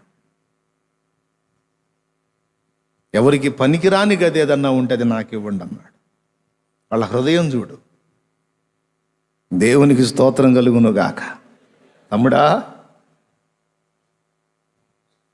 ఫిలిప్ ఇక్కడ ఉంటే ఫిలిప్పుకు జేజేలు, కానీ ఫిలిప్పు యెరూషలేము నుండి గాజాకు వెళ్ళే మార్గం దగ్గర నిలబడ్డాడు. ఎవరు పట్టించుకుంటారు ఆయన్ని? ఆ రోడ్డు పక్కన దుమ్ముకి ధూళికి అంత అవసరం ఏంది? గనుడు కదా. గనుడు లేదు, ఏమీ లేదు. దేవుడు లే పా అంటే దుమ్మైనా ధూళైనా పట్టించుకోపోయినా. డేవిడ్ బ్రైనార్డ్ సిటీలో వాక్యం చెప్తే, ఆయన కూటం పెడితే వాక్యం వినడానికి జనం పరిగెత్తుతారు. రెడ్డి నీళ్ళ దగ్గరకి వెళ్ళి ఆయన డైరీ చదవండి. రోజు ఆయన అడుక్కునేవాడట, బ్రతిమాలేవాడట, ఇల్లు తిరిగి, అమ్మా మీకు ఒక మంచి సంగతి చెప్తానమ్మా, రక్షకుడి గురించి చెప్తానమ్మా, నిజదేవుడి గురించి చెప్తానమ్మా అంటే భిక్షగాడిని పంపించినట్టు పంపించేవాళ్ళంట. సాయంత్రం రా, రేపొద్దున రా, తర్వాత రా అని భిక్షగాడిని పంపించినట్టు పంపించేవాళ్ళు. నాకేంది ఈ కర్మ, నాకేంది ఈ పరిస్థితి? అదే నేను సిటీలో చేస్తే నా ఫేస్ పడిందంటే, నా కూటమి అని బోర్డు పడిందంటే, నా గురించి ప్రకటన వచ్చిందంటే అనేక మంది వచ్చి కూర్చునేంత సామర్థ్యము గలవాడను నేను. నాకేంది ఇళ్ళమ్మడి తిరిగి భిక్షగాళ్ళలాగా రేపురా మాపురా ఏమీ పట్టించుకోలా. ఇది దేవుని చిత్తం, నేను ఆత్మవశుణ్ణి, ఆయన నన్ను తీసుకెళ్ళాడు, ఆయన చిత్తమే సిద్ధించుగాక. హల్లెలూయా, హల్లెలూయా, హల్లెలూయా. ప్రియులారా, ఎంత కార్యం అండి! సాధించాడా లేదా? చివరికి అక్కడి నుంచి ఆయన ఎవరు వెళ్ళని స్థలానికి వెళ్ళి కొద్ది కాలమే ఆయన చేసింది, ఎక్కువ కాలం చేయలేదు. కానీ అక్కడి నుంచి గొప్ప మిషనరీలు లేచి దేవుని పనిచేశారు. ఇక్కడ ఫిలిప్పు పోయి నిలబడితే ఆ రథం మీద కందాకే రాణి క్రింద మంత్రి ఐథియోపియుడైనటువంటి ఆ వ్యక్తి పోతా ఉన్నాడు రథం మీద. ఈయనే రోడ్డు పక్కన బీకారావులాగా నిలబడ్డాడు. రథం పోతా ఉంటే రథం వెంట బరిగెత్తాడు. అంత అవసరం ఏందండి? అదే ఫిలిప్పు ఇక్కడుంటే, సమరయ్యలో ఉంటే, ఫిలిప్ అట్ట వస్తున్నాడు అని గుంపులు పరిగెత్తేవాళ్ళు. కానీ ఇక్కడ ఒక ఆత్మ కోసం ఈయన పరిగెత్తుతున్నాడు. అరే ఇదేంటి? దేవుని చిత్తం. ఇంకక్కడ సొంత పెత్తనాలకు తావులేదు, సొంత చిత్తానికి తావులేదు. నోరు మూసుకొని పరిగెత్తు అంతే. ప్రభా, నేను నా రేంజ్, నా పొజిషన్ నేను అనలా. రేంజ్ లేదు, గీంజ్ లేదు, పరిగెత్తు. ఇక రథం వెంట పరిగెత్తుతూ ఆయన యెషయా గ్రంథం చదువుతున్నాడు. ఆ ఐథియోపియా రాణి క్రింద ఉండే మంత్రి యెషయా గ్రంథం చదువుతుంటే దాన్ని గమనించి, నీవు చదువుతున్నది గ్రహించుచున్నావా అన్నాడు. ఎవడైనా నాకు త్రోవ చూపుకుంటే నాకేం తెలుసుద్ది అన్నాడు ఆయన. అట్లయితే మరి నాకు అవకాశం ఇస్తే నేను చెప్తాను అన్నాడు. బాయ్, రథం ఆపు, ఎక్కువ కూర్చోబెట్టుకున్నాడు. యెషయా గ్రంథం 53 చదువుతున్నాడు. మొత్తం యేసయ్య గురించిన ప్రవచనం. దాన్ని చూపించి ఇక సిలువ సందేశం చెప్పాడు. అయిపోయింది. ఇంకొంచెం ముందుకెళ్ళాడు. నీళ్లు కనపడ్డాయి. అదిగో నీళ్లు, బాప్తీసం పొందడానికి నేను రెడీ, ఇవ్వడానికి నువ్వు రెడీయా అన్నాడు. నీవు పూర్ణ హృదయంతో విశ్వసించిన ఎడద పొందవచ్చును. నిండు మనసుతో, పూర్ణ హృదయంతో, ఈ సత్యం కోసమే నా దేశాన్ని వదిలిపెట్టి ఇక్కడికి వచ్చాను నేను. హల్లెలూయా, హల్లెలూయా. ఒక వ్యక్తి యొక్క ఆత్మీయ ఆకలి ఆయన ఎరుగును. అదే ఫిలిప్పు దేవుని ఆత్మ వశుడు కాకపోతే ఇతనికి ఎవరు చెప్తారండి? ఇతని ఆత్మీయ ఆకలి ఎట్ట తీరిద్ది? అతనికి న్యాయం ఎలా జరిగిద్ది? ఈరోజు మనల్ని దేవుడు వినియోగించుకోవడానికి, దేవుడు వాడుకోవటానికి ఇలాంటి వ్యక్తులనే వెతుక్కుంటున్నాడు. ఎవరు నా వశులయ్యే వాళ్ళు ఎవరు? నేను పిలిచిన చోటుకు వచ్చేవాళ్ళు ఎవరు? నాతో నడిచేవాళ్ళు ఎవరు? తమ్మును తాము నాకు అప్పగించుకునే వాళ్ళు ఎవరు అని దేవుడు వెతుకుతున్నాడు. ఆయన కార్యాలు ఒకడైనా అతని ఆకలి చూడు. ఎక్కడ ఐథియోపియా, ఎక్కడ యెరూషలేము, అక్కడి నుంచి రథం మీద నడువులు ఉంటాయండి. అసలు కూసాలు కదిలిపోతాయి. అయినా లక్ష్య పెట్టలా. ఇప్పటి రోజుల్లాగా తార్ రోడ్లు ఉన్నాయా? బాగా నున్నగా. రహదారులన్నీ మట్టి రోడ్లే, దుమ్ము ధూళి. అవునా? ముందు గుర్రాలు పోతుంటే దాన్ని డెక్కల కదలికలకి దుమ్ము లెగుస్తూ ఉంటుంది. నడిపేవాడికి వెనక కూర్చున్నవాడికి మొహం నిండా పౌడరే. కానీ లక్ష్య పెట్టలా. అనేక మైళ్ళు ప్రయాణం చేసి వచ్చి సత్యం కొరకు ఆకలి కలిగి ఉన్నాడు. అట్టి వాణిని దేవుడు విడిచిపెడతాడా? ఒక్కడైనా సరే ఆ ఒకనికైనా చెప్పే ఆత్మవశుడు కావాలి. ఎవరున్నారని దేవుడు వెతికితే ఫిలిప్పు కనపడ్డాడు. పదా ఫిలిప్ అని ఫిలిప్పుని తీసుకొని పోయి అతనికి చెప్పించాడు. ప్రయాస వృద్ధా పోతుందా? కాదు. ఎందుకో తెలుసా? అతను ఎవరో తెలుసా? రాణిగారి కింద మంత్రి. అతను చిన్నగా రాణికి సువార్త చెప్పి రాణి రక్షణలోకి వచ్చింది అనుకో, ఇక రాజ్యం మొత్తం లైన్లోకి రావాల్సిందే. అధికారికంగా సువార్త చెప్పండి అని ప్రకటిస్తాడు. అవసరమైతే ఆయనే ఒక మిషనరీ అవుతాడు. అది దేవుని చిత్తం. పర్సన్ సామాన్యుడు కాడు. కొన్నిసార్లు మనం అనుకుంటామండి, ఎవరో ఒక సామాన్యమైన ఆత్మ దగ్గరికి నన్ను పంపించాడేంది, ఈ వ్యక్తి నాకు ఎలా పనికొస్తారని మనం అనుకుంటాం. కానీ తర్వాత ఆ వ్యక్తే.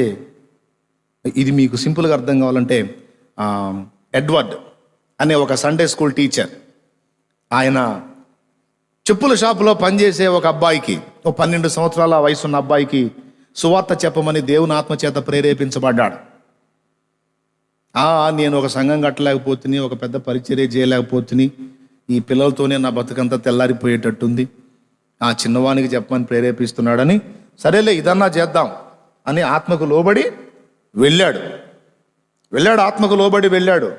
ఆ పని చేసి ఆ పిల్లవాడిని పిలిచి ఆ పిల్లవానికి ప్రభువును పరిచయం చేసి అతన్ని బలపరిచాడు. ఒక్కడే పిల్లవాడు, ఒక పిల్లవాడు రక్షణలోకి వచ్చాడు. ఒకరిని రక్షించాను. ఏమన్నా తృప్తి ఉంటుందండి ఒక్క ఆత్మను రక్షించానంటే? కానీ ఆశ్చర్యం చెప్పనా, ఈ ఒక్క ఆత్మేగా ప్రభువా, ఒక్క ఆత్మేగా అంటాం మనం. ఓ నాయన, ఆ ఒక్క ఆత్మే పెద్ద బాంబు, అణుబాంబు అంతా. 1,000,000 మందిని సువార్త వెలుగులో తీసుకొచ్చాడు ఆ మహానుభావుడు. ఎవరు? ఎడ్వర్డ్ ఏ 12 ఏళ్ల బాలుడిని రక్షణలోకి నడిపించాడో ఆ అబ్బాయి పెరిగి పెద్దవాడై దైవజనుడై సువార్థికుడై దాదాపు 1,000,000 మంది కంటే ఎక్కువ మంది ప్రజల్ని సువార్త వెలుగులో తీసుకొచ్చాడు. అతనే డిఎల్ మూడీ. దేవునికి మహిమ. అరే, ఒకడని ఎందుకు అనుకుంటున్నావు సోదరుడా? కొంతమంది అని ఎందుకు అనుకుంటు? దేవుడు ఎక్కడికి చెబితే అక్కడికి వెళ్ళాలి, దేవుని చిత్తం.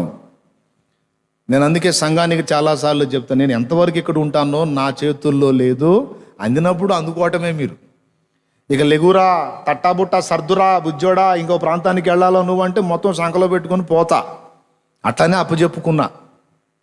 ఇక్కడే కూర్చొని ఇక ఏదో అధికార పీఠంలాగా నేను, మా అబ్బాయి, వాడబ్బాయి, మా తాత ముత్తాత తరతరాల పరిపాలన ఏమి ఉండవు. దేవునికి మహిమ కలుగునుగాక.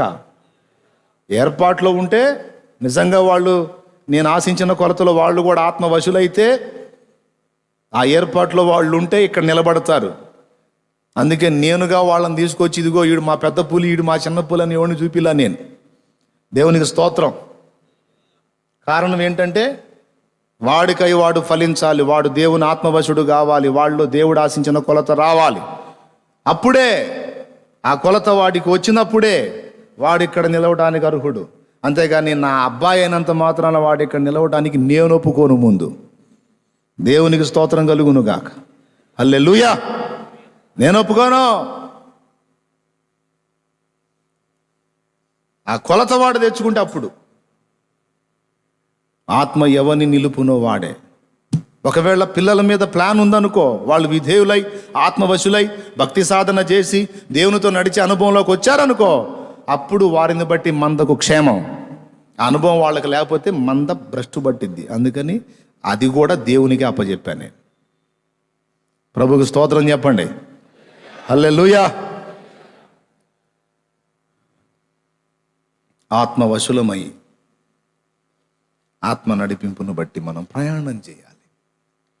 ఒక ఆత్మ కోసం నిన్ను ప్రేరేపించాడు, అదిగో ఆ వ్యక్తి కొరకు ప్రయాసపడు, సువార్త చెప్పు అన్నాడు. నిజంగా నువ్వు ఆత్మవశురాలవై ఉంటే, ఆత్మవశుడవై ఉంటే తప్పకుండా ఆ వ్యక్తిని రక్షించడానికి నీ వంతు పోరాటం నువ్వు చేస్తావు. నువ్వు నిజంగా ఆత్మవశుడవై ఉంటే, ఆత్మవశురాలివై ఉంటే బలిపీఠాన్ని విడిచిపెట్టడానికి ఇష్టపడవు. పట్టణంలోనే ఉన్నావు, సమీపంలోనే ఉన్నావు, రోజులో ఒక సమయం కేటాయించుకొని కొంత సమయం దేవుని సన్నిధిలో ఆత్మల కొరకు విజ్ఞాపన చేసే పరిచర్య కూడా చేస్తావు. కానీ చాలామంది ఆత్మవశులుగా లేరు.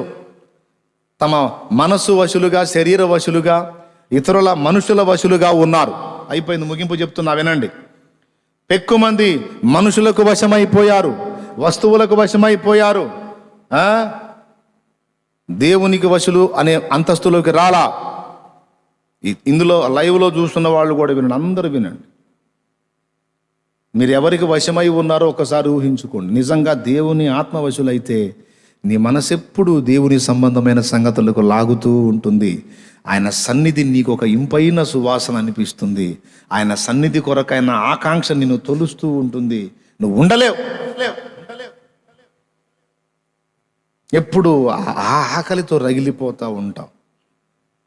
చాలామంది చాలా భాగం లోకానికి వశం చేసి నా ప్రియుడు నా ప్రియ యేసు అంటున్నారు. అవునా? నీ ప్రియుడా, నీకు అంత ఇష్టమైనోడా? మరి అట్టయితే లోకంలో ఎందుకు మరి సమయం అంతా తగలబెడుతున్నావు? ఖాళీ సమయం చాలా ఉంది. నీకు ప్రియుడు అంత ఇష్టుడైతే మరి ప్రియుని ప్రేమ లేక ఎందుకు చదవవు? ప్రియుని చిత్తం ఎందుకు నెరవేర్చవు? ఖాళీ ఉంది, సన్నిధి అందుబాటులో ఉంది. రోజులో కొంత సమయం వచ్చి నీ ప్రాణప్రియుడు సంతోషించున్నట్లు ఆయన సన్నిధిని ఎందుకు మొర్ర పెట్టవు? ఎందుకు ప్రార్థించవు? ఎందుకు విజ్ఞాపన చేయవు? ఎందుకు ఆయన కలుసుకోవు? ఇంటికాడ నువ్వు కలుసుకుంటావు, సన్నిధిలో కూడా నువ్వు బలిపీఠం దగ్గర మొర్ర పెట్టాలి కదా. కొంతమందిని నేను చూశాను, స్త్రీలలో ఉన్నారు, పురుషుల్లో ఉన్నారు.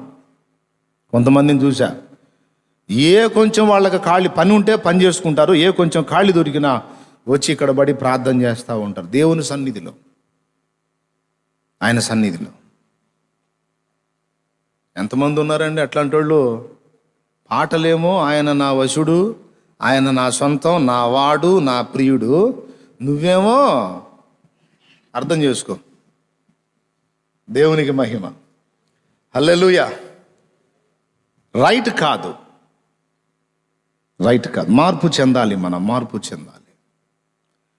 క్రమక్రమంగా అప్పచెప్పుకో. చిన్న చిన్నగా ఆయన వశానికి నిన్ను నువ్వు అప్పచెప్పుకో.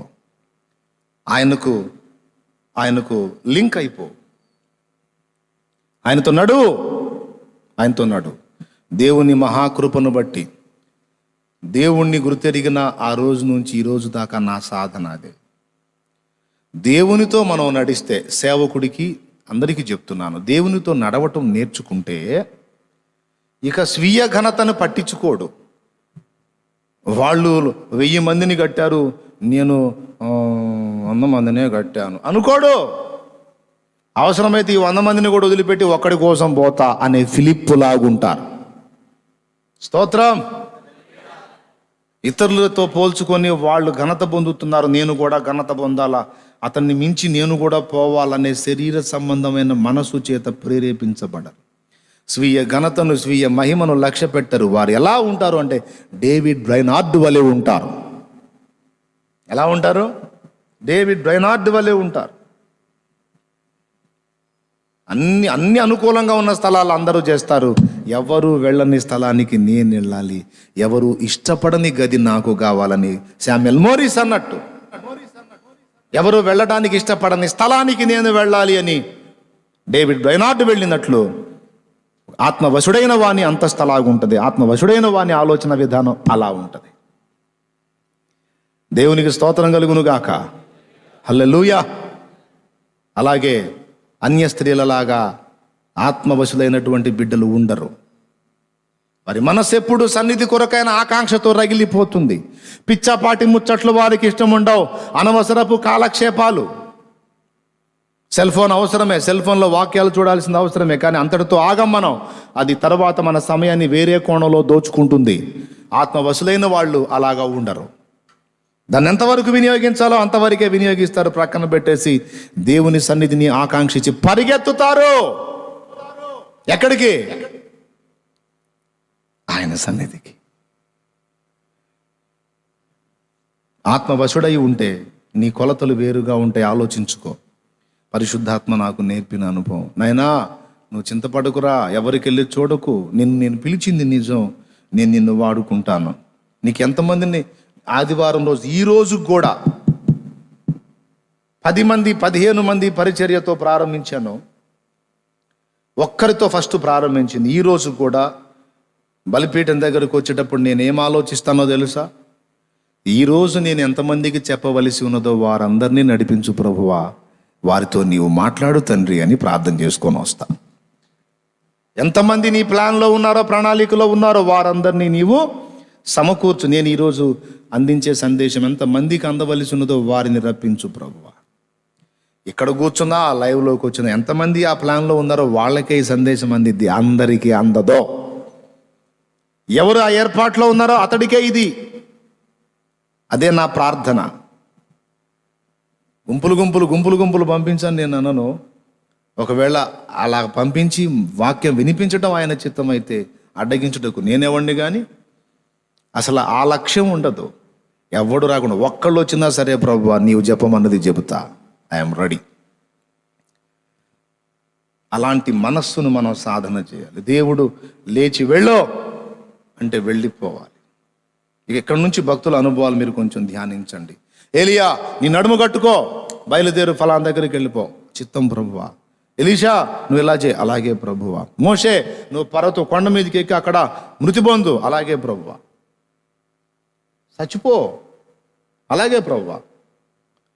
ఈ క్యావు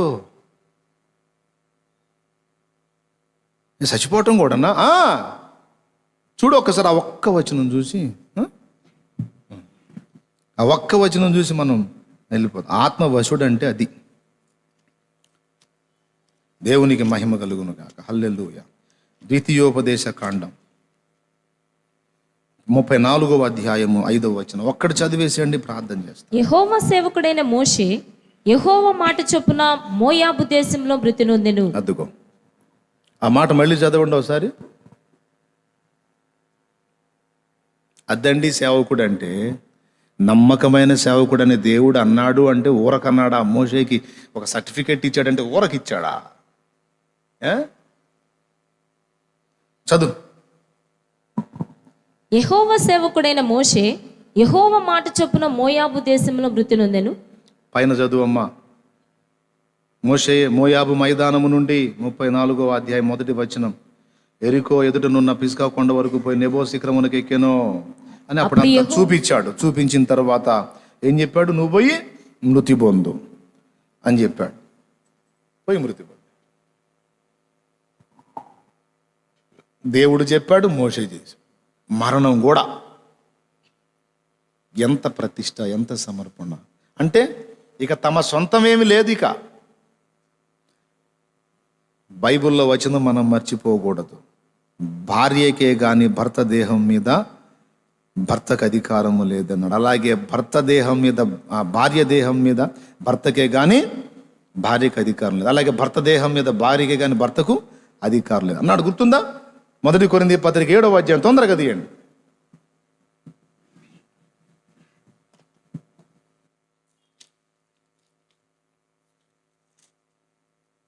దేవునికి మహిమ కలుగును. చదువు అమ్మ 3వ వచనం చదువు. భర్త భార్యకును అలాగుననే భార్య భర్తకును వారి వారి ధర్మములు నడపవలెను. భర్తకే గాని భార్యకు తన దేహం పైన అధికారము లేదు, అలాగున భార్యకే గాని భర్తకు తన దేహము పైన అధికారము లేదు. దేవునికి స్తోత్రం కలుగును గాక. ఇప్పుడు మనందరికీ భర్త ఎవరండి? యెషయా గ్రంథం 54వ అధ్యాయం. తొందరగా యెషయా గ్రంథం 54వ అధ్యాయం. నువ్వు ఇందాక ఒక వచనం అన్నా, మళ్ళీ 2 వచనాలు చూపించావు అనుకోకండి, మీరు బాగుపడతారని చూపిస్తున్నా. చదువు 5వ వచనం. నిన్ను సృష్టించిన వాడు నీకు భర్త అయి ఉన్నాడు. అద్దుగా నిన్ను సృష్టించిన వాడు నీకు నీ సృష్టికర్త నిన్ను భరించువాడు. ఆయనకు నీ దేహం మీద సంపూర్ణ అధికారం ఉంది. కాబట్టి నీ దేహం విషయంలో తన చిత్తము వచ్చినట్లు ప్రభు యేసుని శిష్యుడనై ప్రభు ప్రేమలో పాదుకొని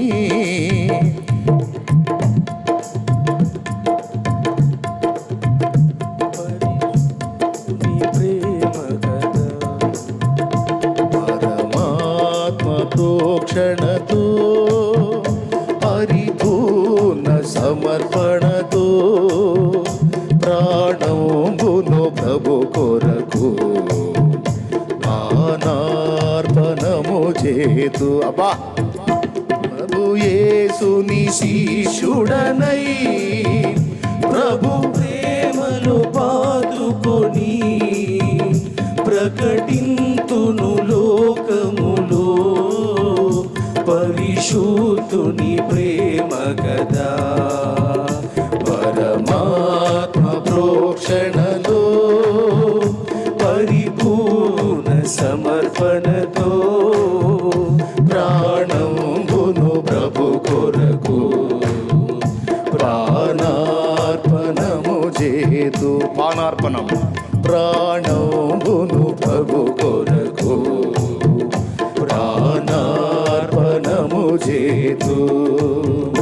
నడిపించు నావా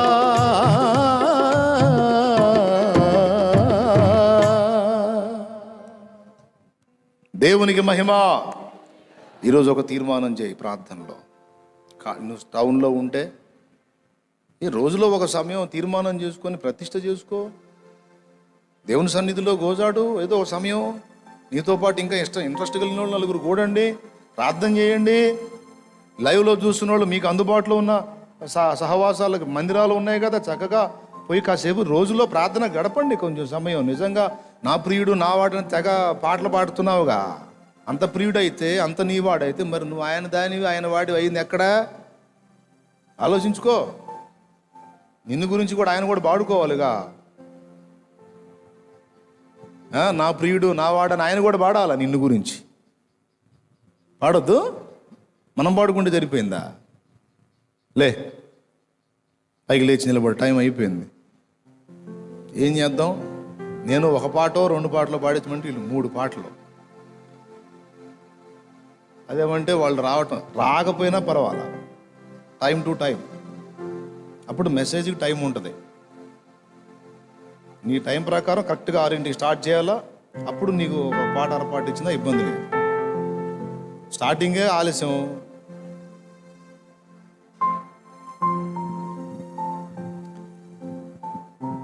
కొద్దిగా ఇప్పుడు కష్టకాలం కాబట్టి కొంచెం తగ్గించండి. ఎందుకంటే మెసేజ్లో వస్తాయి కాబట్టి స్టార్టింగ్ సాంగ్స్ కొంచెం తగ్గించండి.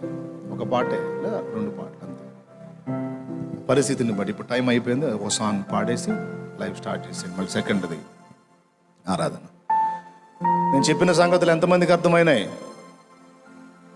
అర్థమైనాయా?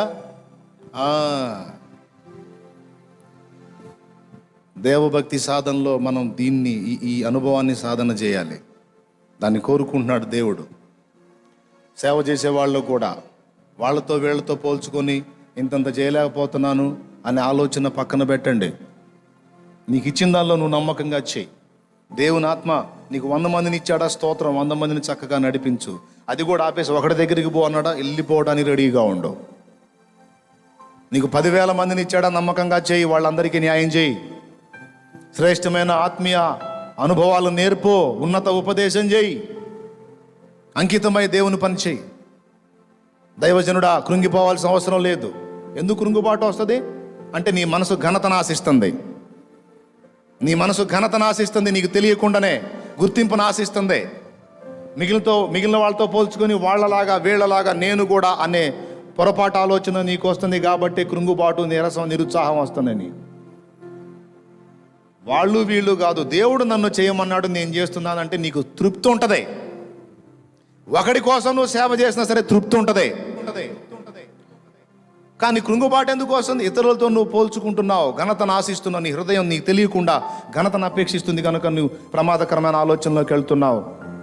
ఎప్పుడు రానియోద్దు అట్లా.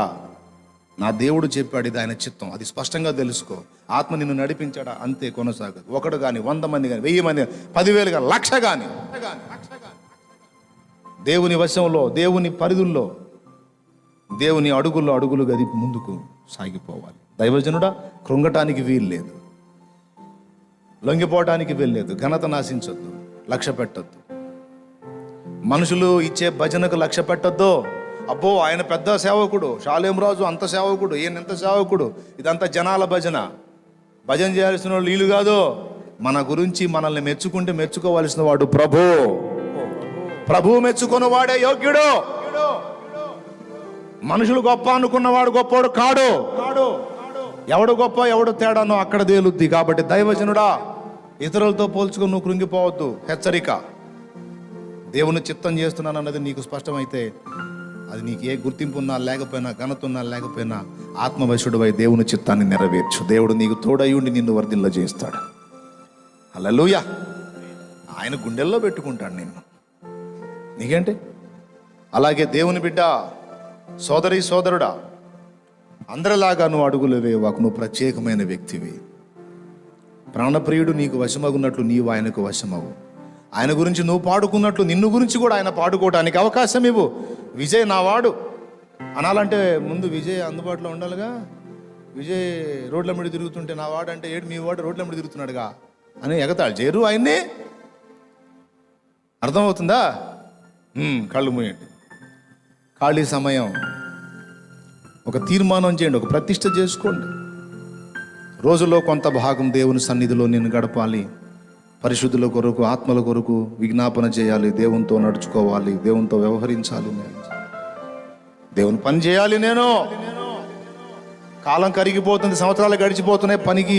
ఏ పనికి పనికిరానటువంటి దరిద్రగొట్టు జీవితం జీవిస్తున్నా. దేవుణ్ణి వాడుకుంటున్నాను కానీ వాడబడలేదు.